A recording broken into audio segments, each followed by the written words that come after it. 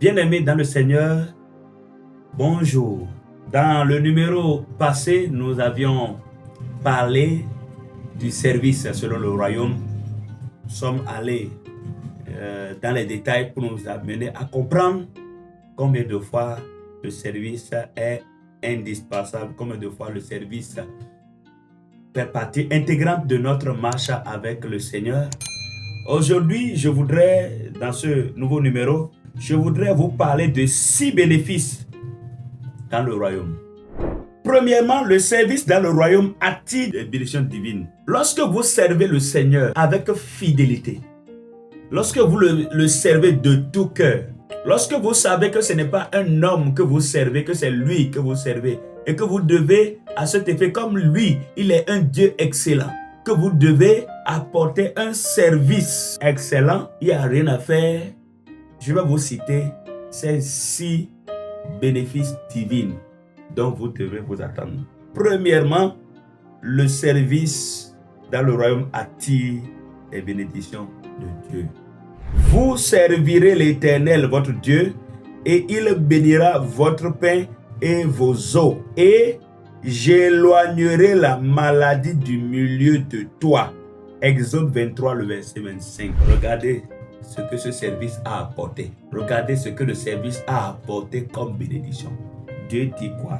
Il dit, vous servirez l'Éternel votre Dieu et il bénira votre pain et vos eaux. Il dit, et j'éloignerai la maladie du milieu de toi. Beaucoup ne savent pas que la bonne santé est une bénédiction. Quand il parle de bénédiction, la plupart du temps, quand un humain parle, quand l'homme animal parle de bénédiction, qu'est-ce que nous voyons? Nous voyons les finances, nous voyons le matériel. La plupart du temps. Mais comprenons que la bonne santé est une grande bénédiction.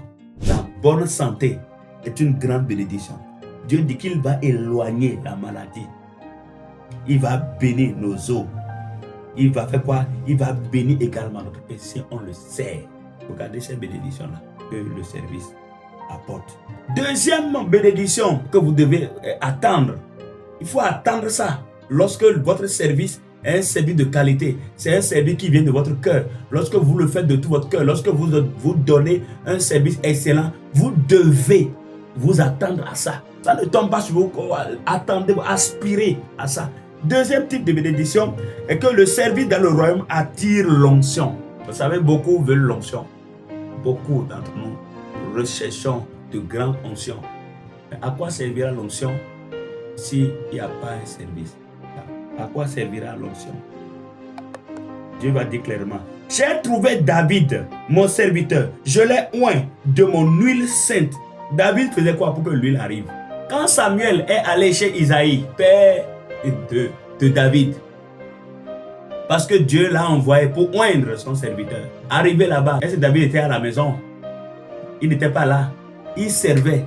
Il était derrière le peu de troupeaux de son père, dans les champs. C'est ce qu'il faisait. C'est dans le service que l'onction nous localise. C'est en servant que l'onction descend, que l'onction nous localise. Dieu s'occupe des besoins de ceux qui sont occupés à servir. Je peux le témoigner. Ceux qui sont occupés à servir, Dieu a un regard particulier sur ces gens. Si nous avons véritablement soif de l'onction de Dieu, nous devons véritablement servir. Nous ne serons pas des maîtres. Nous ne serons pas là à donner des ordres. Mais nous sommes là pour recevoir des ordres et les exécuter. Des serviteurs. Des serviteurs. Troisième bénédiction qu'il faut attendre, qu'il faut rechercher lorsque nous servons. Le service dans le royaume attire la santé divine et la vitalité. Nous venons de lire un passage dans Exode, n'est-ce pas? Exode 23, verset 27. J'ai fait un constat. La plupart du temps, les hommes qui servent vivent longtemps. Les hommes qui servent selon le royaume. Les hommes qui servent véritablement Dieu. les femmes qui servent véritablement Dieu, toute personne qui sert véritablement le Dieu, ça a été mon constat personnel, vu des gens qui ont pris, qui sont véritablement âgés, mais qui servent encore le Seigneur en pleine forme, en pleine santé. Il y a une bénédiction là, il y a quelque chose de cassé là, il y a une bénédiction.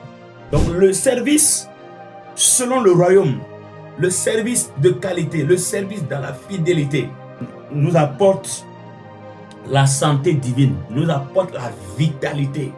Et celui que nous servons là, que nous servons du fond de notre cœur, il sait que nous avons besoin d'être en bonne santé pour continuer le service, parce qu'il apprécie le service. Et toutes les fois que nous ne serons pas en santé, Dieu va se préoccuper de notre état. Dieu prendra soin de toi toutes les fois que tu t'occupes de l'œuvre, que tu sers le Seigneur en toute vérité. Et ceci de façon permanente, hein, dans la persévérance, et ceci en donnant un service de qualité. La santé, la vitalité, c'est des avantages supplémentaires, hein, que nous avons, qui sont attachés au fait que nous vivons en Christ. C'est des avantages supplémentaires. Et Dieu ne permettra pas que nous soyons malades en le servant. Je me rappelle avant que je ne réponde à mon appel et aller à l'Institut biblique pour la formation pastorale. Quelques années avant, il n'y a pas ce mois où je n'étais pas à l'hôpital. J'avais fini la formation et je devais être muté, hein, au nord du Bénin. Je devais être muté au nord du Bénin.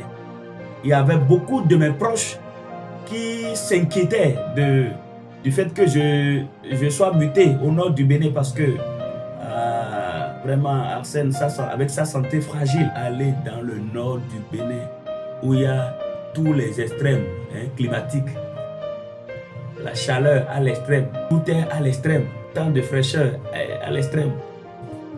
Beaucoup de mes amis s'inquiétaient pour moi, mais j'étais moi-même surpris. Et je l'ai fait remarquer plusieurs fois à mon épouse. J'étais surpris que quand j'étais parti, il n'y avait plus de problème de santé. Le problème de santé là, c'est rangé. Fragilité de la santé, c'est rangé. Vous pouvez imaginer ça. Je comprends ce que j'ai dit. J'ai expérimenté ce que j'ai dit. Vêtu de la vitalité, vêtu de la santé, c'est le Seigneur. Donne un service de qualité. Bats-toi, mouille le maillot, comme le dit. Pas dans l'intention de se faire voir, mais selon la direction divine. C'est important, frère.